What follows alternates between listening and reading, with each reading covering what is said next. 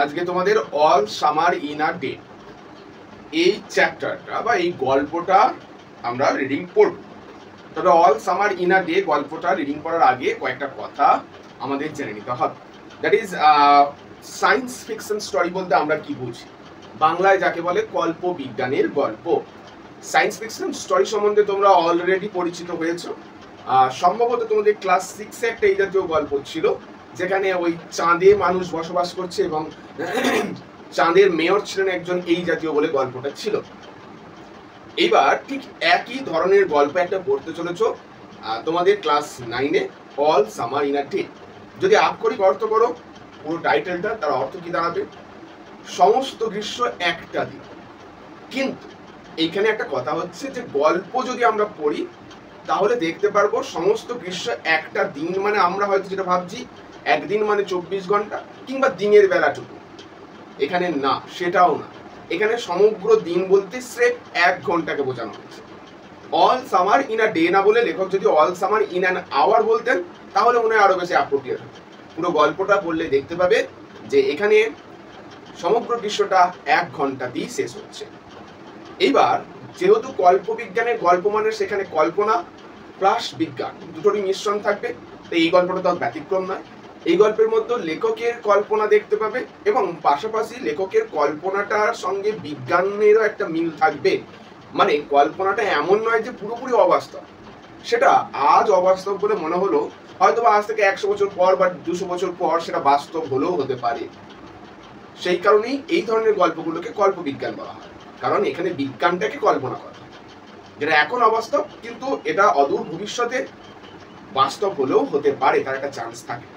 এবার আমাদের গল্পে যেটা আমরা পাবো, যেমন বললাম ক্লাস 6-এ তোমরা পেয়েছিলে চাঁদে মানুষ থাকছে, এখানেও কিন্তু পৃথিবীতে মানুষ থাকছে না, এখানেও আরেকটা অন্য গ্রহ, দ্যাট ইজ ভেনাস, বা বাংলায় যাকে আমরা বলছি শুক্র গ্রহ, সেই শুক্র গ্রহকে নিয়ে আমাদের গল্পটা পরিচালিত হচ্ছে। যেখানে দেখা যাচ্ছে পৃথিবী থেকে একদল লোক শুক্র গ্রহে যাচ্ছে বা গেছে এবং সেখানে তারা বসবাস করছে। এই শুক্র গ্রহের জলবায়ু কেমন এবং সেখানে বসবাসকারী মানুষদের জীবনযাত্রাটা কেমন, সেই নিয়ে পুরো আমাদের এই গল্প all summer in a day. এবার সেখানে কি চলছে, জলবায়ু কেমন, জীবনযাত্রা কেমন, সবটা আমরা গল্প যখন পাঠ করবো গল্প সূত্রে জানতে পারবো। এটা গেল গল্পের ওভারঅল কয়েকটা কথা। এইবার আসছি গল্পের লেখক। গল্পের লেখকের নাম যদি তোমরা লক্ষ্য করো, লেখকের নাম কি আছে? রে ব্রাডবারি। রে ব্রাডবারি পুরো নাম কি? রে ডগলাস ব্রাডবারি। 1920 সালে জন্ম, মৃত্যু 2012 সালে, অর্থাৎ আধুনিক যুগের লেখক তিনি। 2012 সালে মারা গেছেন। 1900 সালে জন্মগ্রহণ করেছেন, মানে আধুনিক যুগের আন্ডারে পড়ে যাচ্ছেন বা মডার্ন এজ অফ ইংলিশ। এরপর আর বেশি কিছু ওনার সম্বন্ধে জানার দরকার নেই। তিনি যে গল্পটা থেকে মানে মেন যে গল্পটা লিখেছিলেন এবং যে গল্প থেকে আমাদের এই গল্পটা নেওয়া হয়েছে, দেখো লেখা রয়েছে, this text is an extracted from a science fiction which gives us an imaginary account of life on the planet Venus। তাহলে এটা এক্সট্রাক্টেড ভার্সন। এবার ডাইরেক্ট চলে এসো টেক্সট। ওকে, এবার এখানে কি আছে না আছে সেটা তো আমি আগেই বলে দিয়েছি। চলো। It had been raining for 7 years। গল্পের শুরুতেই আমরা দেখতে পাচ্ছি বৃষ্টিপাতের কথা বলা হচ্ছে, কিন্তু সারপ্রাইজিংলি বৃষ্টিপাত একদিন দুদিন এর জন্য নয় কিংবা 7 দিনের জন্য নয়, বৃষ্টি হচ্ছে 7 বছর ধরে। আবার বলছি গল্প পৃথিবীর নয় শুক্র গ্রহের। তাহলে প্রথম লাইনই আন্দাজ এসে যাচ্ছে শুক্র গ্রহের জলবায়ু বা আবহাওয়া কেমন না বৃষ্টি ভাবাপন্ন, অর্থাৎ সেখানে ক্রমান্বয়ে বৃষ্টি হতে থাকে। তাই 7 বছর ধরে এখানে বৃষ্টি হচ্ছে। Thousands upon thousands of days filled from one end to the other with rain। হাজার হাজার দিনের বৃষ্টিতে এক প্রান্ত থেকে অপর প্রান্ত জলে পুরো ভরে গেছে। যদি 7 বছর ধরে বৃষ্টি হয়, এটা তো আমাদের কমন সেন্স বলছে, লাগাতার 7 বছর বৃষ্টি হলে সেদিকে সেই জায়গায় শুধু জল আর জলই হবে। সামান্য 7 দিন যদি লাগাতার বৃষ্টি হয় আমাদের এখানে বন্যার সৃষ্টি হয়ে যায়। সেই জায়গায় 7 বছর বৃষ্টি হচ্ছে মানে আমরা কি আশা করতে পারি? স্থলভাগ দেখা যাবে না, সবটাই জলভাগ হয়ে যাবে। এরপর কি হচ্ছে? The days were filled with the gush of water and endless showers। The days অর্থাৎ দিনগুলি ওয়ার ফিল্ড পরিপূর্ণ ছিল উইথ গাশ অফ ওয়াটার, অর্থাৎ জলের ঝাপট দ্বারা, মানে বৃষ্টির জল যেটা ঝাপট দিয়ে পড়ে তার সঙ্গে যেহেতু হাওয়া লাগছে, তো যখন হাওয়া লেগে জলটা পড়ছে তখন থেকে গাশ অফ ওয়াটার বলা হচ্ছে। অ্যান্ড এন্ডলেস শাওয়ার্স, এবং অফুরন্ত বৃষ্টি, অর্থাৎ জলের ঝাপটা এবং অফুরন্ত বৃষ্টির দ্বারা দিনগুলি ছিল পরিপূর্ণ। Heavy storms caused tidal waves to come over the islands. Heavy storms, এখানে হেভি মানে আমরা যেমন বলি না ভারী বৃষ্টি, কিন্তু স্ট্রং ভারী বলবো না, স্ট্রংকে প্রচন্ড বলবো, প্রবল বলবো। তাহলে প্রবল ঝড় কজ টাইডাল ওয়েভস, অর্থাৎ প্রবল ঝড় সৃষ্টি করেছে টাইডাল ওয়েভস মানে জোয়ারের ঢেউ, to come over the island, যেগুলো দ্বীপগুলির ওপর লাফিয়ে পড়ছে। মানে চরম হারে যেহেতু ঝড় বয়েছে, সেই কারণে ওই জায়গায় যে জল জমে গেছে সেইগুলোতে জোয়ারের মতো ঢেউ আসছে, এবং সেই ঢেউগুলো ওই ভেনাসের যে দ্বীপগুলো রয়েছে সেই দ্বীপের ওপর আছড়ে পড়ছে। A thousand forests crushed under the rain, হাজার হাজার জঙ্গল চাপা পড়ে গেছে। এক্ষেত্রে ক্রাস্ট মানে পিষ্ট হয়ে যাওয়া বোঝাচ্ছে না, জলের দ্বারা পিষ্ট হয়ে গেছে এটা বোঝাতে পারবো না, আমরা বলবো জলে ঢাকা পড়ে গেছে। অ্যাকচুয়াল ক্রাস্ট শব্দের অর্থ পিষ্ট হয়ে যাওয়া, মানে পদদলিত হওয়া যাকে আমরা বলি। তাহলে হাজার হাজার জঙ্গল কি হয়েছে, চাপা পড়ে গেছে বা ঢাকা পড়ে গেছে আন্ডার দ্য রেইন, বৃষ্টির জলে বা ওই জলের তলায়। Had grown up 1000 times to be crushed again, যেগুলি হ্যাড গ্রোন আপ বেড়ে উঠেছিল 1000 টাইমস হাজার বার, টু বি ক্রাস্ট এগেন পুনরায় জলের তলায় চাপা পড়ার জন্য। কেন পুনরায়?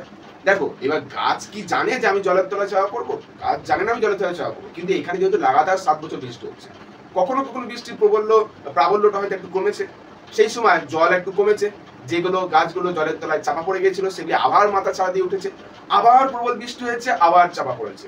লেখক বলছেন মানে এটা এতবার হয়েছে সেটা বোঝানোর জন্য লেখক হাজারবার শব্দটা ইউজ করছেন, অর্থাৎ গাছগুলি যতবার বেরিয়েছে ততবার আবার জল দ্বারা চাপা পড়ে গেছে, এরকম হাজার হাজার বার এই ঘটনাটি ঘটেছে। এরপর কি বলা হচ্ছে, this was the way of life forever on planet Venus. এবার লেখক সরাসরি আমাদেরকে এই লাইনটার দ্বারা বললেন গল্প তিনি কোন গ্রহের বলছেন। লেখক বলছেন this was the way of life, এটাই হচ্ছে জীবনযাত্রা, ফরএভার অন প্ল্যানেট ভেনাস, শুক্র গ্রহে চিরকালের জন্য। শুক্র গ্রহের জীবনযাত্রা কেমন না, সেখানে সব সময় বৃষ্টি বৃষ্টি আর বৃষ্টি হতে থাকে। Here was located the school room, এখানে ছিল একটা শ্রেণীকক্ষ, অফ দ্য চিলড্রেন, শিশুদের, belonging to main and women, যারা মানুষ এবং অর্থাৎ যারা পুরুষ এবং মহিলাদের সন্তান ছিল। লেখক কেন স্পেশালি মেনশন করলেন মেন অ্যান্ড ওমেন? আমরা সন্তান বলতে কি বুঝি, মানুষেরই সন্তান তো, কিন্তু দেখো গল্পটা তো পৃথিবীর নয়। তাহলে এখন আমাদের মনে হতে পারে যে স্যার এই মানুষগুলো মানে এই মানুষ নয়, মানে এই সন্তানগুলো কোনো এলিয়ানের তো হতে পারে।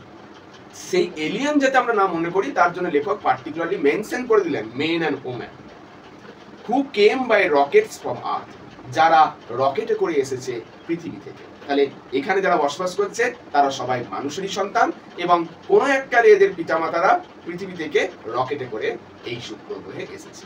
এইবার বাদবাকি গল্পটা আমাদের সারাউন্ডেড হবে এই স্কুল রুমকে কেন্দ্র করে, এবং এই স্কুল রুমে মধ্যে থাকা শিশুদেরকে কেন্দ্র করে, এরাই বাদবাকি গল্পটা পরিচালিত করবে। এরপর কি হচ্ছে, they set up a civilization in this reigning world, they মানে ওই যে মানুষগুলো যারা পৃথিবী থেকে রকেটে করে শুক্রতে এসেছে, তারা এখানে কি করেছে, সেট আপ মানে একটা ফ্রেজাল ভাব, সেট আপ মানে এস্টাবলিশ অর্থাৎ প্রতিষ্ঠা করেছে। তারা প্রতিষ্ঠা করেছে একটা সিভিলাইজেশন মানে সভ্যতার, ইন দিস রেইনিং ওয়ার্ল্ড, এই বৃষ্টি স্নাত দুনিয়াতে। কেন বৃষ্টির দুনিয়া বা বৃষ্টি স্নাত দুনিয়া কেন বলা হলো? কারণ শুরুতেই আমরা দেখতে পেয়েছি 7 বছর ধরে বৃষ্টি হচ্ছে। যে দুনিয়ায় একটানা 7 বছর বৃষ্টি হচ্ছে সেই দুনিয়াকে বৃষ্টি স্নাত দুনিয়া বলবো না তো কি বলবো, রৌদ্র স্নাত দুনিয়া, সেটা তো বলবো না। তাই স্বাভাবিকভাবে লেখক তাই এই দুনিয়াটার নাম দিয়ে দিলেন রেইনিং ওয়ার্ল্ড। এরপরে গল্পের কিছু কথোপকথন রয়েছে, হঠাৎ করেই আমরা কিছু ডায়ালগ ডেলিভারি শুনতে পাবো। দেখো কেউ একজন বলে উঠছে রেডি, তখন আরেকজন উত্তর দিচ্ছে রেডি। তখন আরেকজন জিজ্ঞেস করছে নাও, এখনই। তখন আরেকজন উত্তর দিচ্ছে শুন, শীঘ্রই। Will it happen today, will it, আচ্ছা এটা কি আজকেই ঘটবে? ঘটবে। Look look see for yourself, দেখো দেখো, নিজেই দেখো না। কিছু ব্যক্তি, যদিও আদৌ আমরা দেখতে পাই ব্যক্তি নয়, এর ওই যে স্কুলের চিলড্রেন গুলো আছে তাদের মধ্যে কথোপকথন হচ্ছে। তারা নিজেদের মধ্যে কোনো একটা টপিক নিয়ে কথা বলছে, যে টপিকটা আমাদের কাছে এখন ক্লিয়ার নয়। তাদের মধ্যে একজন বলছে কি রেডি তো, আরেকজন বলছে হ্যাঁ রেডি, আরেকজন বলছে এখনই রেডি হবো, তখন আরেকজন বলছে হ্যাঁ এখনই রেডি হবে। ওসব বাদ দাও, তুমি নিজেই দেখো না। কেউ একজন জিজ্ঞেস করলো এটা কি এখনই হবে, তখন আরেকজন উত্তর দিচ্ছে এখন হবে না পরে হবে, ওসব বাদ দাও, তুমি নিজেই দেখো কেন, কখন হবে। যাই হোক, এই কথোপকথন হচ্ছে। তখন কি বলা হচ্ছে দেখো, the children in the school room, শ্রেণীকক্ষে যে শিশুরা ছিল, চ্যাটার্ড মানে হচ্ছে বক বক করা, তারা বক বক করছিল, and pressed to each other, এবং একে অপরকে ঠেলাঠেলি করছিল, লাইক সো মেনি রোজেস, যেন অনেকগুলো গোলাপ একসাথে রয়েছে। দেখো, শিশুরা নরম মনের হয়, তাই লেখক তাদের গোলাপের সঙ্গে তুলনা করেন। অর্থাৎ লেখক বললেন তারা এমন ভাবে বিড়বিড় করছিল যেন দেখে মনে হচ্ছিল অনেকগুলো গোলাপ, এবং ঠাসাঠাসি করছিল যেন মনে হচ্ছিল অনেকগুলো গোলাপকে এক জায়গায় রেখে দেওয়া হয়েছে অল্প জায়গার মধ্যে, তারা একে অপরের জায়গার জন্য ঠেলাঠেলি শুরু করে দিয়েছে। They peered out of the window, তারা জানলা দিয়ে উকি দিল, to look at the hidden sun, লুকিয়ে থাকা সূর্যকে দেখার জন্য। এইবার আমাদের কাছে ক্লিয়ার হলো যে এই ছেলেগুলো কোন টপিকটা নিয়ে কথা বলছিল, কোনটার জন্য এরা এত এক্সাইটেড বা উৎসুক ছিল, কোনটার জন্য, টু সি দ্য হিডেন সান, লুকিয়ে থাকা সূর্যকে দেখার জন্য। মনে করে দেখো, এখানে দীর্ঘ 7 বছর, লাস্ট 7 ইয়ার্স বৃষ্টি হচ্ছে, সূর্যের দেখা নেই, ওই তোমার দেখা নেই রে, অর্থাৎ তারা যেন গান গাইছে তোমার দেখা নেই রে। তাহলে সূর্যকে আজ তারা প্রথমবার দেখবে, এক্সাইটেড তো থাকবি। আমাদের কাছে ব্যাপারটা খুব একটা অ্যাবনর্মাল মনে হচ্ছে, সূর্য দেখার জন্য ঠেলাঠেলি। এখন ধরো তোমাদেরকে বলা হলো যে কাল থেকে শুক্র গ্রহকে একদম পুরো চাঁদের মতো বড় করে দেখতে পাবে তোমরা, তাহলে এবার তোমরা তো নিশ্চয়ই এক্সাইটেড হবে, কারণ শুক্র গ্রহ তোমরা দেখোনি এত বড় করে। ঠিক একই রকম এক্সাইটমেন্ট ওদের, কারণ ওরা সূর্যকে এত বড় করে বা এত কাছ থেকে উদয় হতে দেখেই নি। স্বাভাবিক ব্যাপার, আমরা শুক্রকে নিয়ে যেমন এক্সাইটেড থাকবো, শুক্র গ্রহের মানুষগুলো তেমন সূর্যকে নিয়ে এক্সাইটেড আছে। এরপর কি বলা হচ্ছে, ইট রেইনড, এটা বৃষ্টি হচ্ছিল।